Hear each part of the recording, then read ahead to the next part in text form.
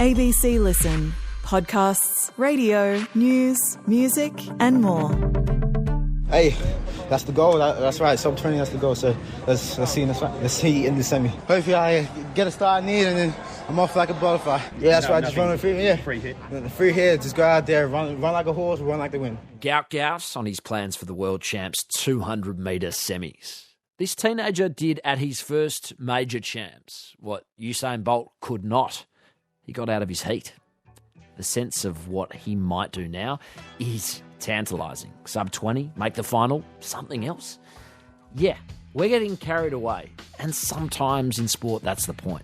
Feels like we're in the middle of a perfect storm of sporting excitement. We're going into his camp to get a sense of the campaign from the inside. I'm Patrick Stack. This is ABC Sport Daily.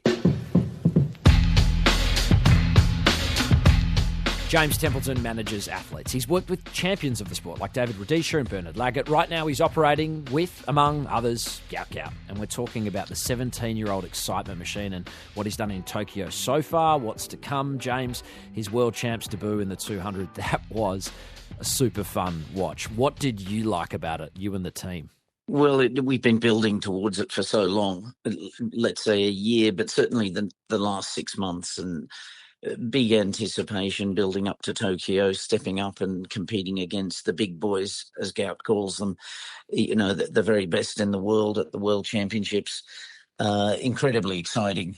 Watching him go out there and strut his stuff on the world stage, just wonderful. If you're not an athletics purist, and I think that's kind of the beauty of Gout, he's bringing a lot of new people to the sport, you might not appreciate the run. So, you know, I've had people say to me, hey, that was cool, but he finished third in his heat. Why such level of excitement? Can you maybe paint us a picture as to why it's a rather big deal? I mean, he is only 17. Well, firstly, he's got through. He's qualified for the semi-finals, and we were reasonably confident that's how it had happened. Ready away first attempt. Gout Gout start was fair. Lavelle began very quickly and got to the shoulders of Gout Gout, ran by him. Jack from South Africa's there on the outside. Gout Gout's third at the moment. Afrika's coming through from Israel. Now Gout Gout, he's strong at the last 80. He's coming through. He's going to get there in the heat. He's through to the semi-finals. And the young man's talent just comes to the surface here in front of the world. I mean, it wasn't his greatest ever run, that's for sure. And it's possible you could describe it, he was running a little bit tight in the same way that it takes you a while to settle down in any big sporting event.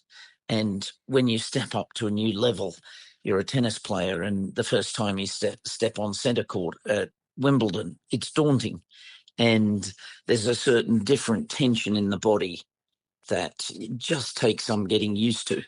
And I think it's fair to say that he probably felt a little bit tense, a little bit of different tension that he will grow to learn to love, and he will become better and better. But it was super exciting for him.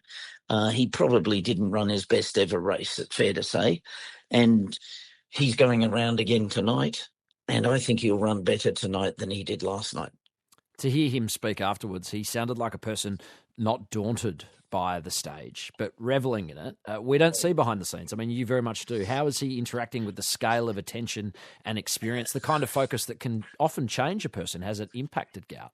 Well, not really impacted. He deals with it all so well. Nervous, I mean, obviously he was a bit nervous, but, you know, just got to get out here, have some fun, just enjoy being out here.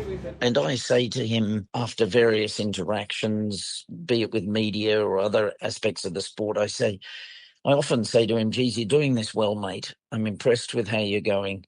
You're not making it all appear a big deal. He's not daunted by any demands on him or new experiences. He loves being out there. I mean, obviously this goes the expectation wherever I go. So it is what I'm just going to go out there and do my thing and have a bit of fun. I try to tell him, make sure you enjoy it and revel in it, because this is your world for the next decade or more. And he said, I love it, JT, I love it. His coach, Di Shepherd, she's a wonderful coach and a great straight talker. What was her advice to her athlete after that run? Well, you know, technical things, but to relax, not tighten up, get a good start, work the bend, come off the bend. there's no specific bits. She had recognised that a technical, not necessarily glitch, but something had snuck in, and so they were reminding, and they had some drills, and let's work on this, and let's not get sloppy, get a good start, do the basics. That would be along the lines of what Dyer was telling him last night. I heard Gout being asked about the other competitors and if they are sort of putting an arm around him, guiding him, and he said... Everyone does their own business, but apart from Noah Lyles, he pretty much puts me under his wing, so he's a great guy, and he's the only one I pretty much need for sure. And I know the two have trained together. Has there been sort of more mentoring in Tokyo, or is that sort of a previous reference? Oh, no, even last night. I mean, they jogged a couple of laps together. I saw it last night after the races. And Noah came straight over to him and said, "Well done, mate." He said, "Congratulations on making the semi, and we'll see you tomorrow." I don't know what he said to him privately, but that's really nice. Noah has gone out of his way to be welcoming, a bit of an older brother type figure, a mentor. What are you noticing about the interest from the global athletics community? As I say, you've been in this space for a long time now. You've seen it all before. We know he's a big deal in Australia. How are the international media, ATS community, sponsors seeing him? How many meetings are you being pulled into, JT? Well, quite a lot. As people know, he's gone viral. And in a modern world, that's not just Instagram and TikTok and YouTube in Australia. These things are global. And I've known from being in Europe and traveling around, and I know from all the requests. And I get media requests from Slovakia and Italy and India and Germany and Britain, of course. And it's amazing. When you say I've seen it all before, I haven't seen that sort of demand for one of my athletes. There aren't many athletes that come up that have gone viral, and I don't think there's a better way to describe it, but I don't think there's many in recent times in a similar way. It's quite staggering, really. That virality might build even further across the meet. He talked about running sub 20 in the semi-final. Is that your expectation, and do you think that would be good enough to get him into the final? Look, we hoped to do that yesterday. That was the plan. And so when I say he was just a little tight, it didn't come off yesterday, and he'll have a crack today. Away, pretty good. Lavelle will get to his shoulder. Let's see how he handles that. Lavelle gets past him. He's got a lot of work to do here, Gout. But behind them, then is Sharamba into the straight. Gout's got to be strong here. He's a long way back. Hopefully he'll have taken to it, and he'll be relaxed, and he'll run at that level tonight. As to whether that gets him through or not, it would be a fair chance. But the point needs to be made. He's in lane 4, which is not exactly it's not as tight a lane as 2 and 3, obviously, but it's not as wide. It's a little more difficult than running in one of the outside lanes. The wider curve certainly helps 200 runners who are running at some speed. It's easier running in a straight line. The tighter the curve you have, the harder it is. I know you don't always love the comparisons to Usain Bolt, and with good reason, but it's kind of inherent that the fact that he has been able to do what Usain couldn't and get out of his heat at his first major with the greatest of all time sitting in the stands watching, that's all rather cool, isn't it? That is pretty cool. Yes, I know Usain was there, and that's good. I'm sure he was watching at interest, this young guy coming around the bend. I mean, he is the GOAT, and hopefully, I just got out the semi, so it is definitely great to know that I'm up against top 24 in the world, pretty much. So it's just a great experience. Usain Bolt, he's the athlete everyone looks up to, so just got to keep looking up to him and trying to be like him too. That's fun. It doesn't mean anything, but it's nice. Could I ask just one final one about another of your athletes, Peter Bolt? In contrast to Gout, didn't quite make it out of his heat despite a tremendous run. Where's he at right now as you sort of look for what comes next in the career of Peter Bolt, who is such a fan favourite in Australia? Pete Bolt, I keep telling Pete, don't be, you're into your early 30s, but Pete's got such a wonderful rhythm. I said, you can be coming into the best period of your life. I tell Pete not to be thinking just in terms of getting to LA. I said, let's think of Brisbane. And Pete laughs and says, oh, JT, I'll be an old man. But I said, you won't be. You've got such a wonderful rhythm to your training, and your movement and his life that I said, you can roll on for many years to come. I said, just think how incredible it would be to compete in Brisbane in 2032. That's genuinely how I think of it. Pete's got a long way to go. Look, his run the other night, it surprised me. Coming off the bend with 100 to go, I thought he was going to qualify easily, and he was a bit surprised himself. You've got to push here, Peter. You're in trouble. You've got to push, and he's finished fourth. Oh, no. But it's quicker. It's 1:44.92. It's quicker, but it was a little disturbing to see the fact that he couldn't hold his ground there. I'm a little shocked. And he also, I think, is in a little state of shock right now. He was in great shape, but look, these are competitive. These are brutally competitive heats in the middle distance. And some days it just doesn't go your way and it just doesn't unfold. You know, the demands on the body and demands of racing, it just didn't come out for him, which was a pity. If he could have squeezed in, he didn't miss by much. If he could have squeezed into third, again, he would say, okay, let me have a better run in the semi-final.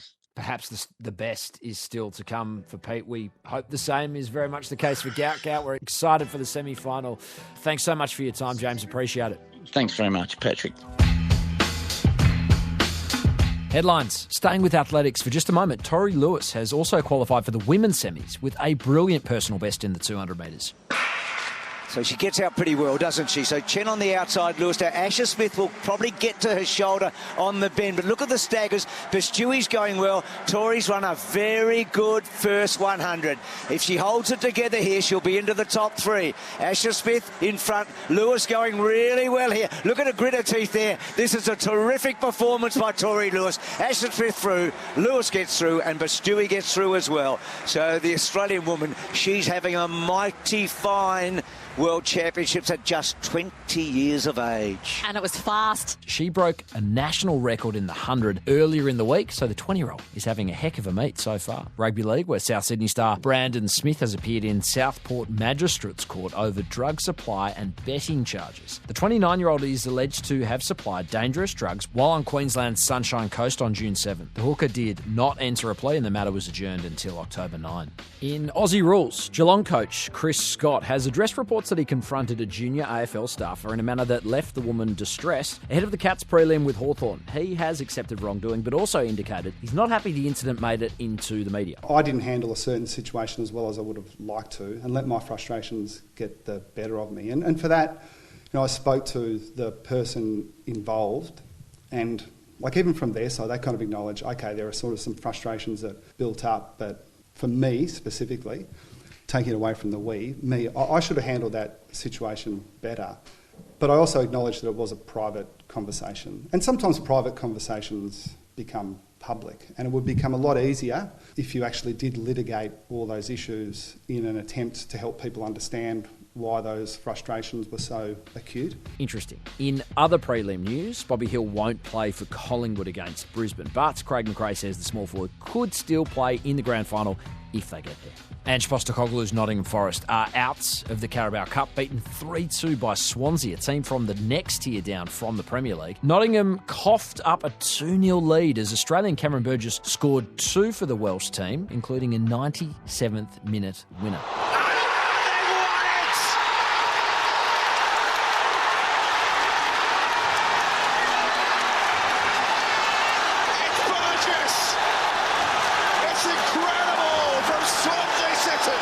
Not bad for the soccer room. As for Ange, it's a tough start so far at the club. They've conceded 6 goals in 2 games. Australia's been walloped by 102 runs at the hands of India, 2 weeks out from the start of the Women's ODI World Cup. Smriti Mandana smashed 117 from 91 balls in a stunning performance as the home side posted 292. Australia all out for 190 in reply. In terms of defeats by runs, that is the national team's largest ever defeat. The warm-up series is locked at 1-1. I'm Patrick Stack. This is ABC Sport Daily, produced by Poppy Penny. Thanks to SBS, Channel 9 and the EFL for the extra audio used in this episode. Discover more great ABC podcasts, live radio and exclusives on the ABC Listen app.